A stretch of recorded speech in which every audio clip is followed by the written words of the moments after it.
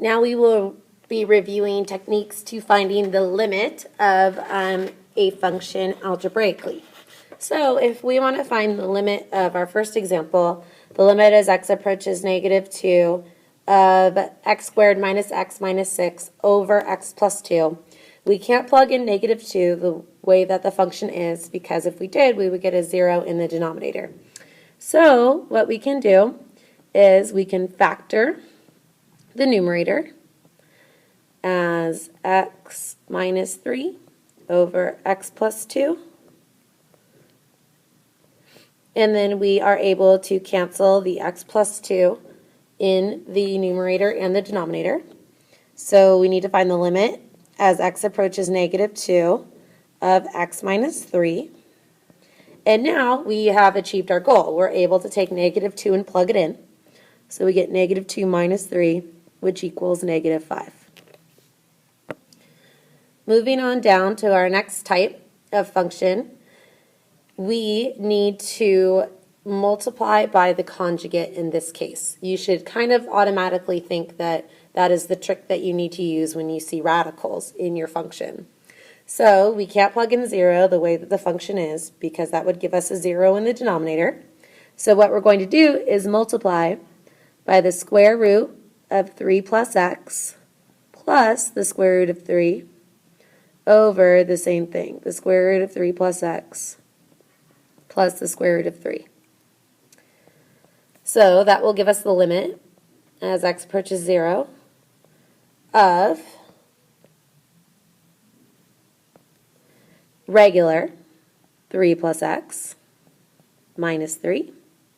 And then with the denominator, just leave it in factored form, x times the square root of 3 plus x plus the square root of 3. Now, as you can see in the numerator, we have a 3 minus 3, so that will cancel.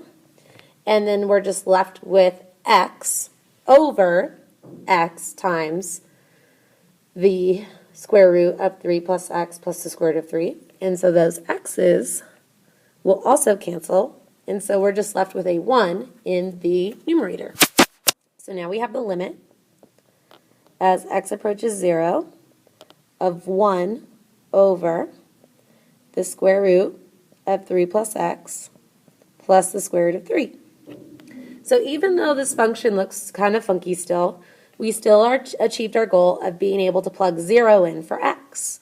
So we have 1 over the square root of 3 plus 0 plus the square root of 3, which is 1 over 2 root 3. And then we want to rationalize our denominator. So our final answer is root 3 over 6. So now moving on to our next example, we have the limit as delta x approaches 0 of x plus delta x squared minus x squared over delta x. So now this delta x is kind of weird. It looks similar to x, but you kind of want to treat it like it's a completely different variable, like it's a z or a y or something like that, okay? So again, we can't plug in 0 the way that this is. So we are going to expand x plus delta x squared, and we'll see if some things can cancel, and then we can have a function that we can plug 0 into.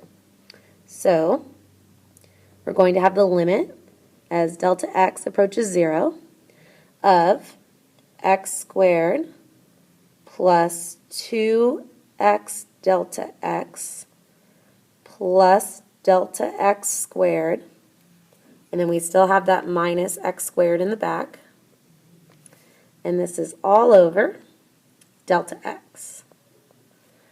So now if we look at the denominator, we see that the x squareds will cancel, and we're left with the limit as delta x approaches 0 of 2x delta x plus delta x squared all over delta x. Now again, delta x is a completely different variable as a regular x, so you can't combine them in any way. But what we can do is we can factor out a delta x from the numerator. So we have delta x times 2x plus delta x all over delta x. Now this is a good thing because the delta x in the numerator will cancel with the delta x in the denominator. So now we have the limit as delta x approaches 0 of 2x plus delta x. So now we have achieved our goal. We're able to plug in 0 for delta x. Now we only want to plug in the 0 for delta x, not the regular x. So we have 2x plus 0. So our final answer for the limit is just 2x. And it's okay if you have a variable in your answer for the limit. Okay, moving down to our last type on this page. Here we want to take the limit as x approaches 0 of this complex fraction. And so we can't plug in 0 the way it is because we'll get 0 in the denominator. So what we want to do is simplify the complex fraction by multiplying by the common denominator. Since we have an x plus 4 and a 4 as our two denominators, we want to multiply each term by 4 times x plus 4. So we want to multiply each term in the numerator and the denominator by 4 times x plus 4. So what this will give us is the limit as x approaches 0 of just 4 minus, and then make sure you write x plus 4 in parentheses so you remember to distribute the negative later. And in the bottom we have 4x times x plus 4. So now after the negative distributes, we'll see that the two 4's will cancel, the 4 and the negative 4. So we are left with the limit as x approaches 0 of negative x over 4x times x plus 4.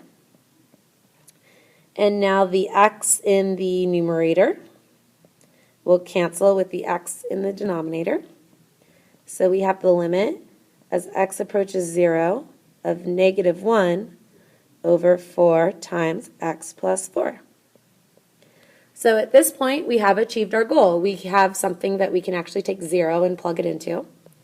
So we have negative 1 over 4 times 0 plus 4, which is just 4 plus 4. So our final answer is negative 1/16.